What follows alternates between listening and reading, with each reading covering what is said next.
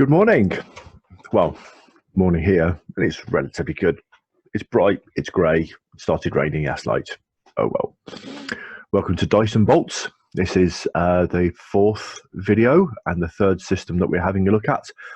Not the one I was going to do this morning. Dive back onto the indie pile with a little game called Best Left Buried. From Soul Muppet Publications. I'm going to be doing a review video of it later.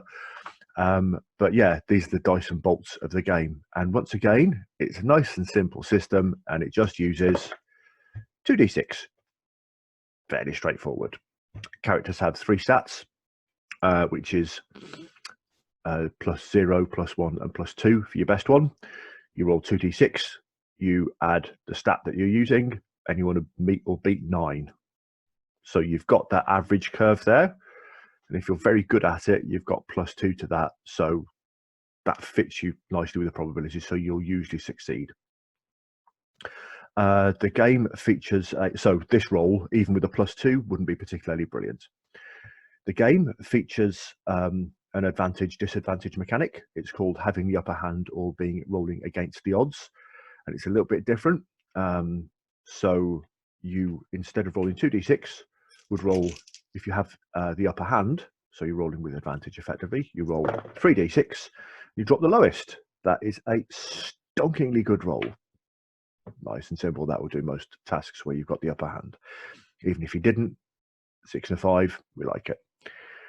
If you are rolling against the odds, which is the disadvantage, the same roll, you roll 3d6 and you drop the highest. Still not a bad roll, 5 and an 8. Unless you've got any other penalties there, you don't know. Okay with that roll there. And combat kicks it up a notch. And this is something I love about this system. When you roll to attack in combat, monsters have a target number to attack. The book says from 7 to 11. So again, you've got that roll there. But what you do, you roll 3d6. Target monster's got a, or the monster's got, say, a target number of 9, normal monster. If I'm rolling with +1 on this one, you take 2 of these 3 dice that you've rolled to be your action dice. It doesn't actually give it a name. The 3rd dice is the damage that you do. Fairly straightforward. So if I've got, say, a +1 to this roll and I'm after a 9, what I'm probably going to do is have that as my attack target. So there's my 9. So I've hit and I've done 4 points worth of damage, which is great because if you get really good dice across the board, or if a target's very, very easy to hit, you can kind of throw a 6 towards damage if you don't need it to roll to hit. It's used in another system that I'm very much aware of, or something similar, which I'll be doing another video on some point later. Go one further.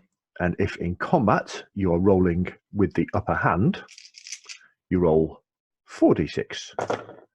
You drop the lowest. I'm stonking with the rolls tonight. Stonking with the rolls tonight.